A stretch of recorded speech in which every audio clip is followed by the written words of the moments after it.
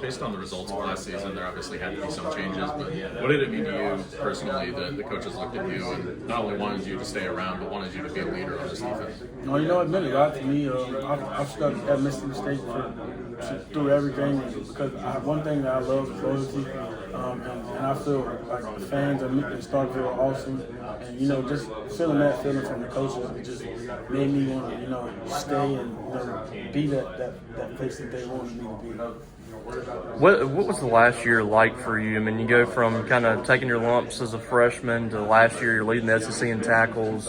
Now they got you here representing the school for media days. I mean, what's this last year been like for you and the growth that you've had as a leader?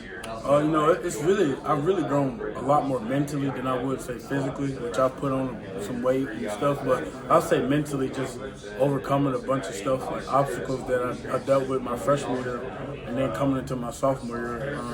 It was a lot different, I would say, from every standpoint, playing every game, the body being beat down, doing media, practicing harder and everything. I feel like, just that the course of the journey of it all, it definitely shows not to take any of it for granted. And that's the fun thing that you get when it comes to football. You face so much adversity and it helps life as well.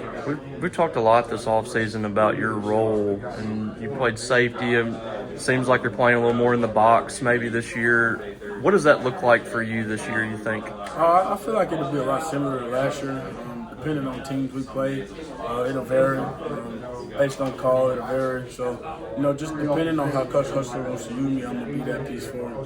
You mentioned adversity. When you ever have moments on the field, like if someone misses an assignment or when you're exhausted on defense and the offense has a turnover and the body language is so important. What have you learned over this past year dealing with so much adversity coming into this year, whenever those moments happen and knowing that so many other eyes are on you to see what you do? We have to stay up. Now we have those iPads on the sideline, and those are help so much because you get over there and it's in-game corrections that quick, and that's what the coaches always preach. If you can't take it from the meeting room to the field, then you won't make it at this level. And taking it from the iPad to the field, because they're gonna come back to that play and hit you on it.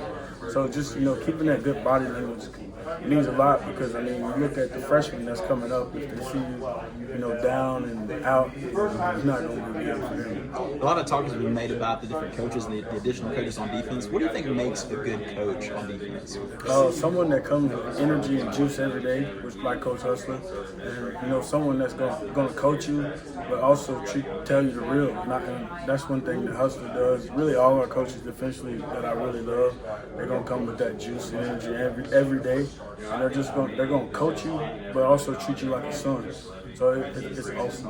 Does it feel like a huge difference this offseason between the defense and what y'all saw last year? Oh, much different. Everyone's bought in to what Coach Shaw, our strength coaches, trying to get us to do, what Coach Lab is trying to get us to do, and then defensively what Coach Hustler is trying to get us to do. I feel like everyone's bought into that very well. In the secondary, how much different did it feel like in the spring with the defensive line in front of you and the linebackers? Did you get a sense that things were coming a lot easier for you, I guess, this year than last year, maybe, with what they were doing up front? I wouldn't say a lot easier, but I would say it's a lot better.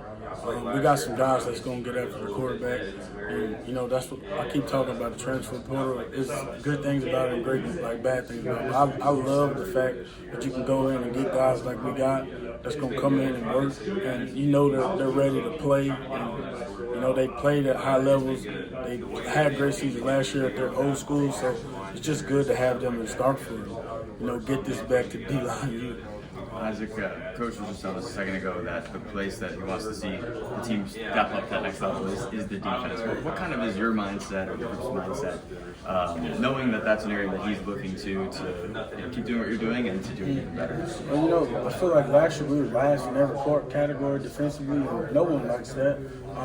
And a lot of people, I feel like to put it on the coaches, but the coaches can't play for us. And I feel like that was us last year. We didn't execute. We had MAs, we bust a lot, and the coaches can't play for us. So I feel like just getting guys in that's gonna come in and work and execute, so we can get the ball back to Blake, so he can throw it to Brennan, so we can he hand it off to Devon, you know, so they can do big things and make big plays. We got to get off the field, get other teams off the field for them to be on the field. You Win talk, football games. you talk about the coaches and this. It's just basically the same staff on the defensive side, but 3 new additions pretty much with the defensive analyst and also Coach Dancy. What have you seen from those guys? What have they added to this defense and offseason? Coach Dancy comes with a bunch of energy every day, and I love that. And then Coach Rose and those guys, they've been around the game for a long time. They've coached the game, they taught the game, so you know they know the ins and outs of how to do things right. If it's some technique, if it's some effort, you know, if it's from how to watch film, they know the little things. You know that little things go a long way when you're playing in the SEC. How and some key players, including yourself,